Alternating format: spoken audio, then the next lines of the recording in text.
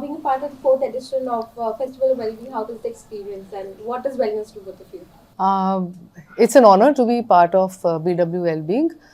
This is the third time that I'm part of this event, and I feel very grateful to the entire team for putting up this, as well as bringing in all the eminent people in the wellbeing industry together, because there's a lot of learning and inspiration from them. Wellness and well-being for me means putting my mind and body at the center, and then my entire schedule of work, responsibilities, because till I don't give energy to that and I say, this is my work, I will do this, and then I will find time for exercise, it never happens. So to everyone out there, please put your well-being first, make a schedule. A structure really works in mind-body healing. So make a schedule and your life around it should be built. You will have the energy and agility to excel, because your brain will work faster and your body will support your dreams. So well said, so well said. Fourth for me is a chauka, which means all the way four. A great organization. And Dr. Anurag Batra is my very, very good friend, personal friend. He had come for my one retreat in Goa around 5-6 years ago. And that's how our friendship grew. And he always endeavors to bring all the talent and the best skill sets on one platform and gives platform for all expressions. So it's great. It's a confluence of think tanks, thought leaders. It makes it very valuable because this becomes a universe of wellness and well-being by in itself. And this confluence is very creative and very unique. So I'm very happy, elated, and I'm very grateful that this happened to our life. And I'm grateful to my darling Rachna Chhachhi for being there for me and doing this, doing honors. And definition of wellness for you? Definition of wellness is when everything is included, inside, outside, when there is a togetherness in confluence, harmony. Creativity is wellness, energy is wellness, enthusiasm is wellness. A sound sleep, shushupti ki nidra, turya avastha ki का अनुभव, that is wellness. एक सात्विक भोजन is wellness. सत्व गुण संस्कार वाले ध्यान is wellness. Celebration of sadhana is wellness. Victory of vyayam is wellness. And the power of pranayam is wellness.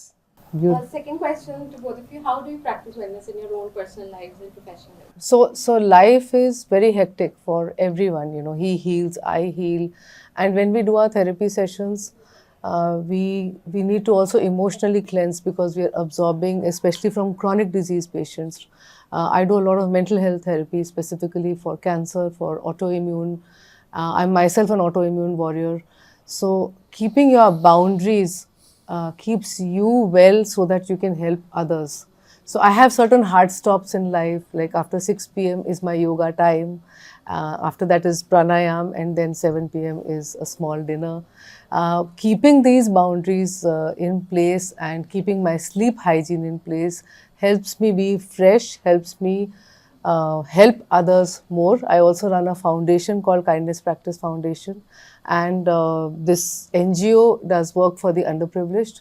So having the energy to do all these things only comes when you do self-care and self-nurturing.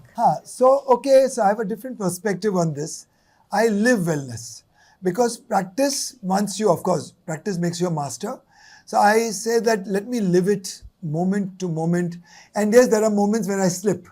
There are moments when the balance is tipped, because I'm a human, flesh and blood, it takes human born to make mistakes.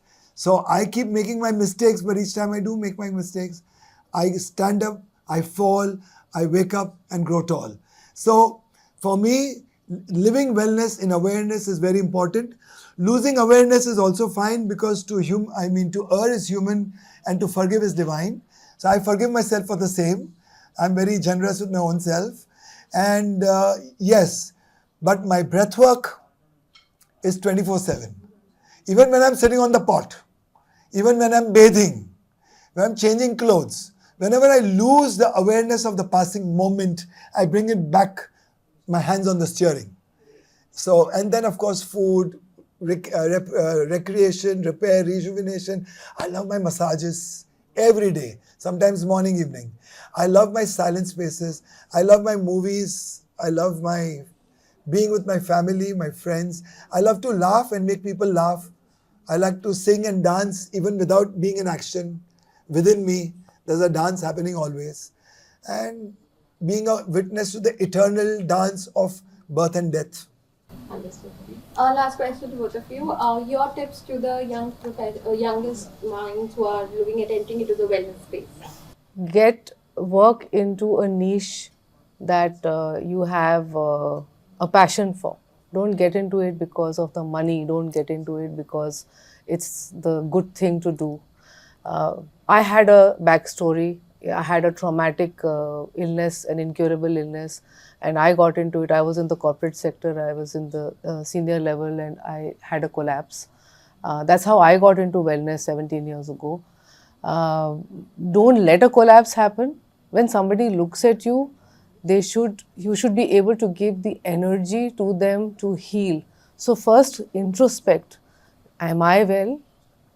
Then get into wellness, then look for an area which is niche. The more niche you grow, that's my learning, that the more course. niche you grow, the more you will flourish and the deeper will be your learning, practice and clinical impact. Good. First of all, tips are for waiters. So in wellness, we don't give tips. But very, very important is I tell all the wellness practitioners that please stop being influencers, develop yourself, cultivate your talent, and try and become institutions in your own being. And let people follow you for your gravity and not for your glory. Because when people will follow you for what you have rather than what you are, that is the time you will get more people under the fold of your impact. And that impact will illuminate the world. And life will get illuminized, the whole universe will get Mickey-ized.